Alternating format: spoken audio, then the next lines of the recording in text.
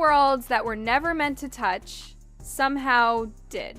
Meghan, the ambitious American actress with that Hollywood sparkle, and Prince Andrew, the Queen's scandal-shadowed son, whose name alone made headlines long before Meghan ever dreamed of stepping into a palace. These two had every reason to remain strangers. Different countries, different social classes, different universes. And yet, a rumor just refuses to die that Meghan and Andrew's paths crossed long before Harry ever showed up in her story. And honestly, when you look at how things unfolded, you almost feel like the universe was quietly placing puzzle pieces together while the world wasn't watching. Everything starts with that one moment during Meghan's Oprah interview. Yes, that interview, the one where she dropped so many bombshells that the world practically shook. But hidden inside all that drama was one surprisingly honest moment. She admitted out loud and on camera that she actually knew Princess Eugenie before she ever met Harry. And instantly it was like, wait, hold on. If you know a royal daughter, don't you also know the royal father? Wouldn't you at least recognize him? But then Harry's memoir, Spare, tells this bizarre little story. Meghan sees Prince Andrew for the first time and allegedly thinks he's the Queen's assistant. The Queen's assistant! The second son of Queen Elizabeth II. The man whose face has been plastered across tabloids for decades. And somehow Meghan, who was supposedly already friends with Eugenie, just didn't know. Harry writes the whole thing in this way that feels just a little too perfect, a little too rehearsed. Like they were trying to control the narrative before anyone else could poke holes in it. Boys wanted to call Meghan in the Andrew case. So there's lots and lots of circumstantial evidence, as you say, of all these connections. And it's just trying to prove. And honestly, that's where everything begins. To feel suspicious. Because the moment you follow that thread, it leads straight to the year that changed everything for Meghan 2013. The year she slipped into circles she once could only dream of. The year she met Princess Eugenie. Not through Harry, not through royalty, but through a woman named Misha. A designer who somehow seemed to be positioned exactly where Meghan needed her. Misha, the stylish, well-connected British designer who'd already spent over a decade as close friends with Princess Eugenie and Princess Beatrice. These weren't hi, hello friends. These were real friendships, weddings, vacations, private dinners, the kind of closeness where, you know, each other's secrets, routines, heartbreaks, everything. And boom, Meghan is suddenly introduced to this entire royal adjacent world through Marcus Anderson at Soho House, the exclusive club where celebrities and aristocrats mix like it's nothing. Meghan wasn't just networking, she was being ushered in. She and Misha clicked instantly. And just like that, Meghan had access to Eugenie, to Beatrice, to their world. These weren't chance encounters, they were doorways. And Meghan walked right through them, heels first. And here's where it becomes really interesting. At the exact same time Meghan was filming Suits in Toronto, Princess Eugenie moved to New York City.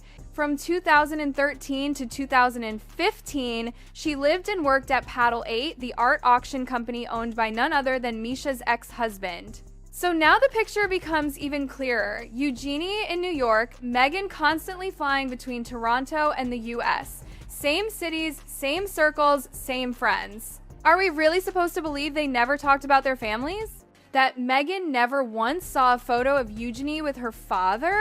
That she never Googled her friend, a princess, even once? Because during those exact years, Prince Andrew was everywhere. Photos with his daughters, stories about the York family, magazine covers, random paparazzi shots.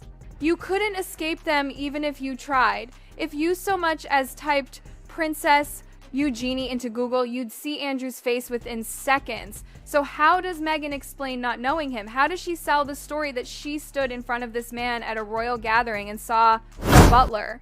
The math doesn't add up.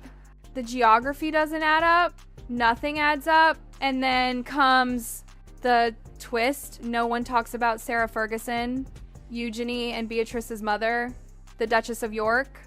She was going through absolute chaos in the early 2010 seconds after that humiliating sting operation where she was accused of trying to sell access to Andrew.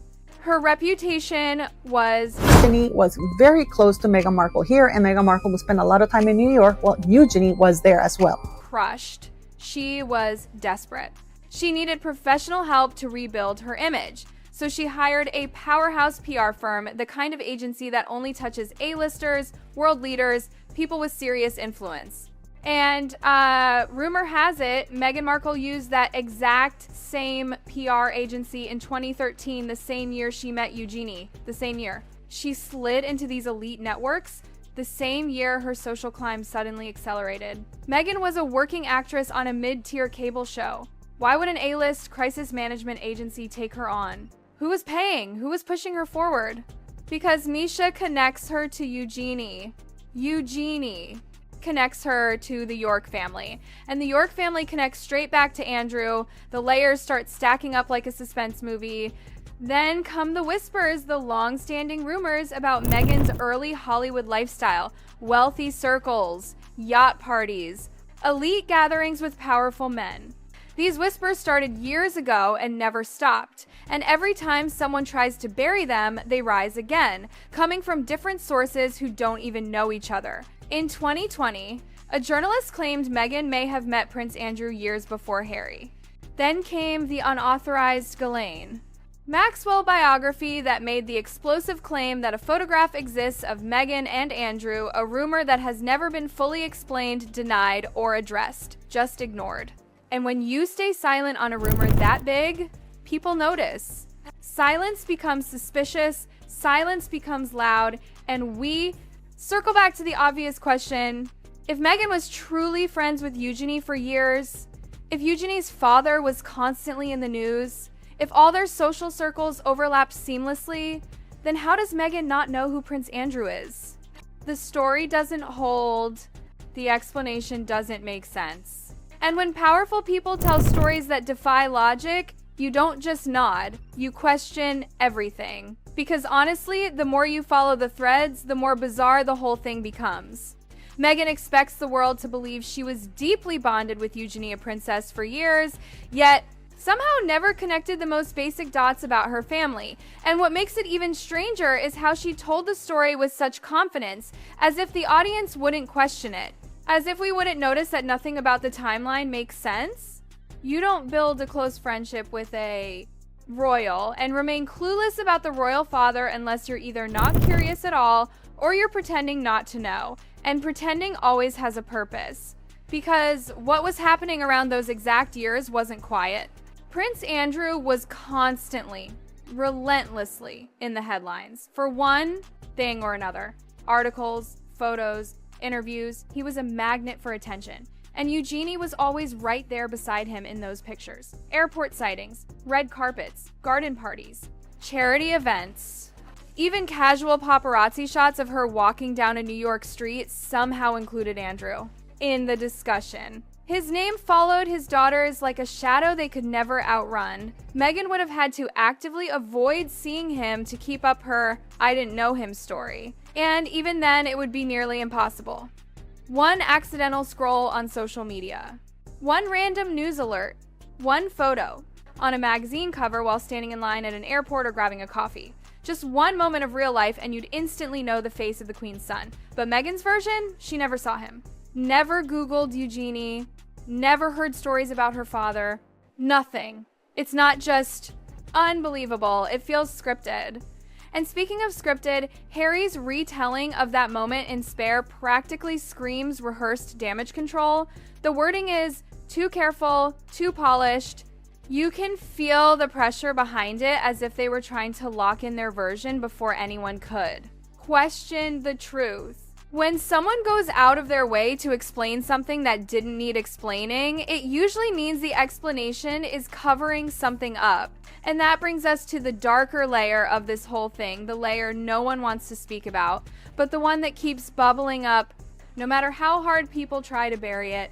Meghan's alleged connections in elite circles, the yacht party rumors, the whispers of her navigating wealthy islands of influence long before Harry ever walked into her life. these rumors haven't faded. In fact, the more time passes, the louder they get. Different sources, different countries, different people with nothing to gain. They all echo the same thing, that Meghan's rise wasn't luck, it wasn't coincidence. It wasn't a fairy tale where a Hollywood actress accidentally falls into a prince's lap. It was engineered. And if that's true, then the story about her not recognizing Andrew suddenly makes sense, not because it's true, but because it needed to be said, because acknowledging she knew him would unravel the carefully positioned narrative she built.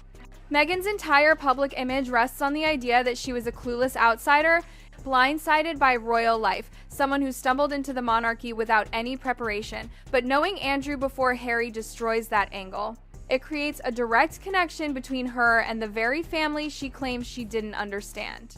And then there's the silence. The absolute refusal from Meghan's camp to deny these allegations outright. If someone accused you of having known the Queen's son years earlier and the accusation was false, wouldn't you shut it down immediately? Wouldn't you fight back? But no, there's nothing. No denial, no outrage, just quiet, a quiet that feels intentional, a quiet that feels like protection.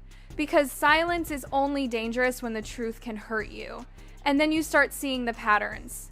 The same PR agency handling Sarah Ferguson's crisis suddenly connected to Meghan in 2013. The year she meets Eugenie. The year she enters these elite social networks. The year everything begins aligning a little too perfectly. Sarah was trying to rebuild her life after that scandalous sting operation. Meghan was trying to climb into a world she wasn't born into. 2 women, 1 agency, 1 network, 1 set of doors opening. This is where you realize nothing in this world happens by accident. And the rumors about Andrew and Meghan crossing paths, those didn't come from random people on the internet.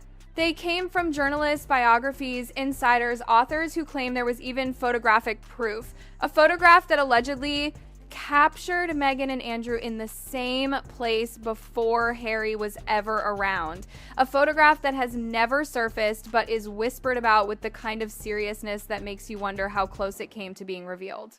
If the photo is real, it would shatter everything. It would expose the curated public image. It would rewrite the Meghan and Harry love story. It would confirm that she didn't enter the royal world blind. She entered it prepared, connected, informed. And that's why the official story doesn't hold up. Because it doesn't have to be proven false. It only needs one hole. One inconsistency. One moment where the logic collapses. And that moment is unavoidable here.